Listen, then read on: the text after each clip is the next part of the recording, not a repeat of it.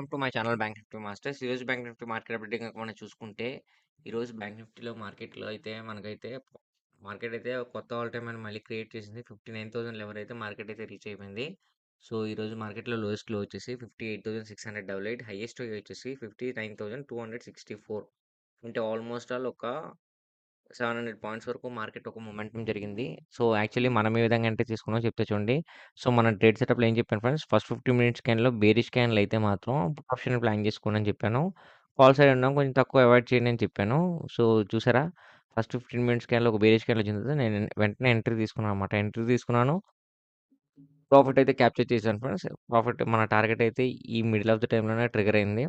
So, ఎప్పుడైతే middle of the టైమ్‌లో trigger అయిందో, సో, ఇంకా ఎగ్జిట్ అయిపోయాను. మార్కెట్ అయితే ఇక్కడ నుంచి మార్కెట్ ఒక కన్సల్టేషన్ అయ్యి, ఇక్కడ నుంచి అయితే మార్కెట్ అయితే కంప్లీట్‌గా బౌన్స్ బ్యాక్ అయింది. సో, బౌన్స్ బ్యాక్ అయ్యి మార్కెట్ ఇక్కడ ఫాలో అయ్యి ఇక్కడ రికవర్ అయింది కదా! ఇక్కడ మళ్ళీ నాకు ఒక ఇండికేషన్ కనిపించిందనమాట. ఓకే. ఇక్కడ మళ్ళీ ఎంట్రీ తీసుకోవచ్చని. సో, దాన్ని బేస్ చేసుకొని నేను మళ్ళీ ఇక్కడ ఎంట్రీ తీసుకున్నాను ఫ్రెండ్స్. చాలామంది ఇక్కడ ఎంట్రీ తీసుకున్నోళ్ళు కొంతమంది ఎగ్జిట్ అయిపోతారు. అంటే స్టాప్ లాస్ ట్రిగ్గర్ అయ్యి కొంతమంది ఇదవుతారు. కొంతమంది లాంగ్‌గా పెట్టుకున్నా సరే, వాళ్ళు కూడా కొంచెం అంటే ఏమన్నా రిస్క్ ఉందేమో మార్కెట్ ఇక్కడ నుంచి ఫాలో అవుద్దని ఎగ్జిట్ అయిపోతారు. ఎందుకంటే ఈ క్యాండిల్ కూడా చూసారా స్ట్రెయిట్‌గా ఒక ట్రాప్ మూవ్‌మెంట్ జరిగింది. సో, చాలామంది ఈ లెవెల్స్‌లో ఎంట్రీ తీసుకొని లాస్ అవుతారు. కానీ ఎప్పుడైతే మార్కెట్ బౌన్స్ బ్యాక్ అవుద్దో అది చూడాలన్నమాట. మార్కెట్ ఇక్కడ నుంచి ఫాలో అవుతది అని చూడకుండా ఫాలో అయిన తర్వాత బౌన్స్ బ్యాక్ అవుద్ది కదా!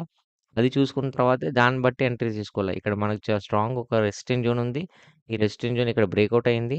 సో, క్లియర్ ఇండికేషన్ ఏంటంటే మార్కెట్ ఇక్కడ ఫాల్ అయ్యి మళ్ళీ రికవర్ అయిందనమాట. సో, ఈ 2 ఇండికేషన్స్ బేస్ చేసుకొని సెకండ్ ట్రేడ్ అనేది తీసుకున్నాను. సక్సెస్‌ఫుల్‌గా అయితే నేనైతే ఈరోజైతే నిన్న ఏదైతే లాస్ వచ్చిందో దాన్నయితే నేను సక్సెస్‌ఫుల్‌గా రికవరీ చేసుకోవడం అయితే జరిగింది.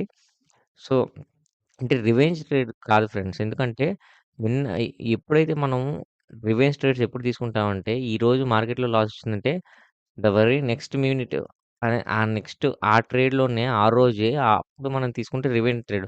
మరుసటి రోజు తీసుకుంటే రివెంజ్ ట్రేడ్స్ కాదది. అది రికవరీ స్ట్రాటజీ అనమాట. సో, రివెంజ్ ట్రేడ్స్ అని అనుకోవద్దు. ఓకేనా? సో, ఈ విధంగా అయితే మార్కెట్‌లో అయితే నేనైతే 2 ట్రేడ్స్ తీసుకున్నాను. 2 ట్రేడ్స్‌లో సక్సెస్‌ఫుల్‌గా అయితే నేను ప్రాఫిట్ అనేది క్యాప్చర్ చేసుకున్నాను.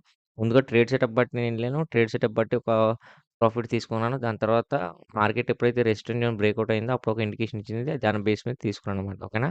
సో, నేనైతే సపోర్ట్ అండ్ రెసిస్టెన్స్‌లో వీడియోలో పెడతాను. మీరు కావాల్సిన స్క్రీన్‌షాట్ తీసుకోండి. సో, రేపటి వీడియోలో మళ్ళీ మనం కలుద్దాం. రేపటి వీడియోలో ట్రేడ్ సెటప్ ఏం పెడతారంటే రేపు మార్కెట్ కొత్త ఆల్ టైమ్ హై క్రియేట్ చేసింది. అట్ ద సేమ్ టైమ్ మళ్ళీ ఇంకా మార్కెట్ ఇంకో కొత్త ఆల్ టైమ్ హై కూడా రావచ్చు. సో, జాగ్రత్తగా ట్రేడ్ చేసుకోండి. ఓకేనా ఫ్రెండ్స్? నేనైతే సపోర్ట్ అండ్ రెసిస్టెన్స్‌లో వీడియోలో పెడితే మీకు కావాల్సిన స్క్రీన్‌షాట్ తీసుకోండి. తిరిగి మళ్ళీ మనం రేపటి వీడియోలో కలుద్దాం. Thanks for watching.